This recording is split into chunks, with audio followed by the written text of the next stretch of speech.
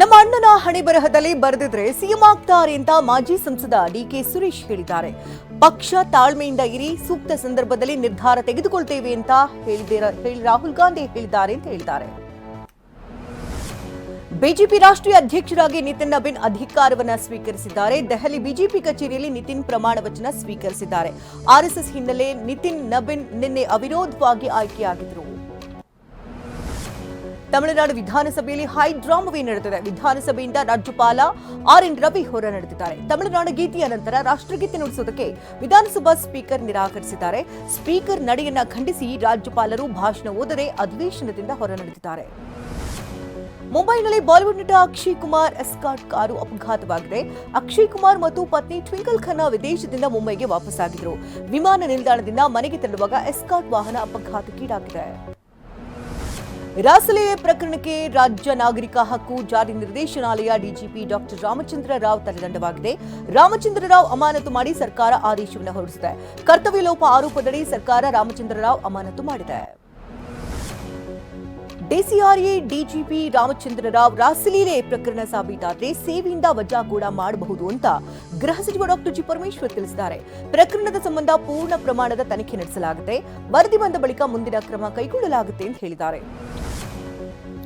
ಐತಿಹಾಸಿಕ ಲಕ್ಕುಂಡಿ ಗ್ರಾಮದಲ್ಲಿ 5ನೇ ದಿನದ ಉತ್ಖನನ ನಡೀತಾ ಇದೆ. ಮನೆಯೊಳಗೆ ಐತಿಹಾಸಿಕ ದೇವಸ್ಥಾನ ಪತ್ತೆಯಾಗಿದೆ. ಚಾಲುಕ್ಯರ ಕಾಲದ ಪುರಾತನ ದೇವಸ್ಥಾನವಿದೆ. ಇನ್ನು ಮನೆಯೊಳಗೆ ಹುದುಗಿದಂತಹ ದೇವಸ್ಥಾನದ ಮೇಲೆ ಪುರಾತತ್ವ ಇಲಾಖೆ ಕಣ್ಣು ಬಿದ್ದಿದೆ. ಇನ್ನು ಪುರಾತನ ಕಾಲದ ಮಡಿಕೆ ಕೂಡ ಪತ್ತೆಯಾಗಿದೆ. ಪಿಯುಸಿ ಸ್ಟಡಿ ಹಾಲಿಡೇಸ್ಗೆ ಸರ್ಕಾರ ಕಡಿವಾಣ ಹಾಕಿದೆ. ಪಿಯು ಫಲಿತಾಂಶ ಸುಧಾರಿಸಿಕೊಳ್ಳಲು ಪದವಿ ಪೂರ್ವ ಶಿಕ್ಷಣ ಇಲಾಖೆ ನಿರ್ಧಾರವನ್ನು ಕೈಗೊಂಡಿದೆ. ಪಿಯುಸಿ ಪರೀಕ್ಷೆ ಮುಗಿಯುವವರೆಗೂ ವಿದ್ಯಾರ್ಥಿಗಳು ಕಾಲೇಜಿಗೆ ಬರಬೇಕಾಗಿದೆ. ಬೆಳಗಾವಿ ಜಿಲ್ಲೆಯ ದೂಪದಾಳ ಗ್ರಾಮದ ದೇವಸ್ಥಾನಕ್ಕೆ ಖದೀಮರು ಕನ್ನ ಹಾಕಿದ್ದಾರೆ. ಬೀರೇಶ್ವರ ದೇಗುಲದ ಬಾಗಿಲು ಮುರಿದು 2 ಕೆಜಿ ಬೆಳ್ಳಿ, ಕುದುರೆ ಹಾಗೆ 2 ಚಿನ್ನದ ಸರ ಹೊತ್ತೊಯ್ದಿದ್ದಾರೆ. ದೇವರ ಕಂಚಿನ ಮೂರ್ತಿಯನ್ನು ಗ್ರಾಮದ ಹೊರವಲಯದಲ್ಲಿ ಎಸೆದು ಪರಾರಿಯಾಗಿದ್ದಾರೆ. ಕಳ್ಳತನದ ಆರೋಪದ ಮೇಲೆ ಬಾಲಕನನ್ನ ಕೂಡಿ ಹಾಕಿ ಪೊಲೀಸರು ಹಿಂಸೆ ಕೊಟ್ಟಿರುವಂತಹ ಆರೋಪ ಕೇಳಿಬಂದಿದೆ. ಕೊಪ್ಪಳ ಜಿಲ್ಲೆಯ ಗಂಗಾವತಿ ಬಸ್ ನಿಲ್ದಾಣದಲ್ಲಿ ತಡರಾತ್ರಿ ಘಟನೆ ನಡೆದಿದೆ. ಬ್ಯಾಗ್ ಕಳೆದುಕೊಂಡಿದ್ದಂತಹ ವ್ಯಕ್ತಿಯೊಬ್ಬರು 112ಗೆ ಕರೆ ಮಾಡಿ ಬಸ್ ನಿಲ್ದಾಣದಲ್ಲಿ ಚಾಲಕ ಕಳ್ಳತನ ಮಾಡಿದ್ದಾನೆ ಹೇಳಿದರು. ಬೆಂಗಳೂರು ಹೊರವಲಯದ ನೆಲಮಂಗಲದಲ್ಲಿ ಚಿರತೆ ಹಾವಳಿ ಮುಂದುವರೆದಿದ್ದು, ವೀರಸಾಗರ ಶ್ರೀಪತಿ ಹುಲಿ ರಸ್ತೆಯಲ್ಲಿ ಚಿರತೆ ಪ್ರತ್ಯಕ್ಷವಾಗಿದೆ. ನಾಯಿನ ಚಿರತೆ ಅಟ್ಟಡಿಸಿಕೊಂಡು ಹೋಗ್ತಾ ಇರುವಂತಹ ದೃಶ್ಯ ಸರಿಯಾಗಿದೆ. ಚಾಮರಾಜನಗರದಲ್ಲಿ ಬೆಳ್ಳಂಬೆಳಗ್ಗೆ ಒಂಟಿ ಸಲಗ ಪ್ರತ್ಯಕ್ಷವಾಗಿದ್ದು, ರಸ್ತೆಯಲ್ಲಿ ಒಂಟಿ ಸಲಗ ನಿಂತಿದ್ದರಿಂದ ಕೆಲ ಕಾಲ ರಸ್ತೆ ಸಂಚಾರ ಅಸ್ತವ್ಯಸ್ತವಾಯಿತು. ಕೆಲ ದೂರ ಖಾಸಗಿ ಬಸ್ಸನ್ನೇ ಕಾಡಾನೆ ಹಿಮ್ಮೆಟ್ಟಿಸದೆ ಬಸ್ ಬಳಿ ಬರ್ತಾ ಇದ್ದಂತಹ ಕಾಡಾನೆ ಕಂಡು ಬಸ್ಸನ್ನ ಚಾಲಕ ರಿವರ್ಸ್ ತೆಗೆದಿದ್ದಾರೆ. ಶಬರಿಮಲೆ ಚಿನ್ನ ಕಳುವು ಪ್ರಕರಣ ಸಂಬಂಧ ಜಾರಿ ನಿರ್ದೇಶನಾಲಯ ದಾಳಿಯನ್ನು ನಡೆಸಿದೆ. ಕರ್ನಾಟಕ, ಕೇರಳ, ತಮಿಳುನಾಡಿನ 21 ಸ್ಥಳಗಳಲ್ಲಿ ಇಡಿ ದಾಳಿ ನಡೆಸಿ ಪರಿಶೀಲನೆ ಕೈಗೊಂಡಿದೆ. ಆರೋಪಿಗಳಾದಂತಹ ಉನ್ನಿ ಕೃಷ್ಣನ್ ಪೊಟ್ಟಿ ಹಾಗೆ ಪದ್ಮಕುಮಾರ್ ಅವರಿಗೆ ಸಂಬಂಧಿಸಿದ ಮನೆ ಕಚೇರಿಗಳ ಮೇಲೆ ದಾಳಿಯಾಗಿದೆ.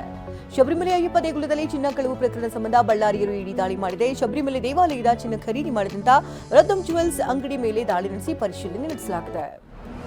ರಾಯಚೂರಿನ ಕೃಷ್ಣಾ ನದಿ ತೀರದಲ್ಲಿ ಮರಳು ದಂಧೆ ಮಾಡ್ತಾ ಇರುವುದು ಶಾಸಕಿ ಕೆರೆಮ್ಮ ನಾಯಕ್ಕೆ ಬೆದರಿಕೆ ಕೂಡ ಹಾಕಿದ್ದಾರೆ. ಶಾಸಕ ಮನೆಗೆ ನುಗ್ಗಿ ಅಕ್ರಮ ಮರಳು ದಂಧೆಗೆ ಕಡಿವಾಣ ಹಾಕದಂತೆ ಧಮಕಿ ಹಾಕಿದ್ದಾರೆ ಅಂತ ಆರೋಪಿಸಲಾಗಿದೆ.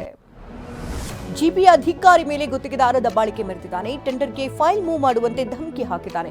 ಬಾಗಲಗುಂಟೆ ಜಿಬಿಎ ಇಇ ಸಂಗೀತಾಗಿ ಗುತ್ತಿಗೆದಾರ ನಂದೀಶ್ ಎಂಬಾತ ಬೆದರಿಕೆ ಒಡ್ಡಿದ್ದಾನೆ.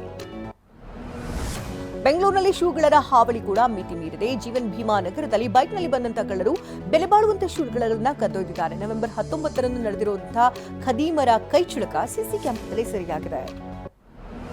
ಬೆಂಗಳೂರು ಗ್ರಾಮಾಂತರ ಜಿಲ್ಲೆಯ ನೆಲಮಂಗಲದಲ್ಲಿ ಮನೆಗಳ್ಳತನ ನಡೆದಿದೆ. ಬೇಗೂರಿನಲ್ಲಿರುವಂತಹ ಮನೆಗೆ ಕನ್ನ ಹಾಕಿದಂತಹ ಕಳ್ಳರು 3 ಲಕ್ಷ ರೂಪಾಯಿ ಮೌಲ್ಯದ ಚಿನ್ನಾಭರಣವನ್ನು ದೋಚಿದ್ದಾರೆ. ಮುನಿಕೃಷ್ಣಪ್ಪ ಎಂಬುವರ ಮನೆಯಲ್ಲಿ ಕಳ್ಳತನವಾಗಿದೆ.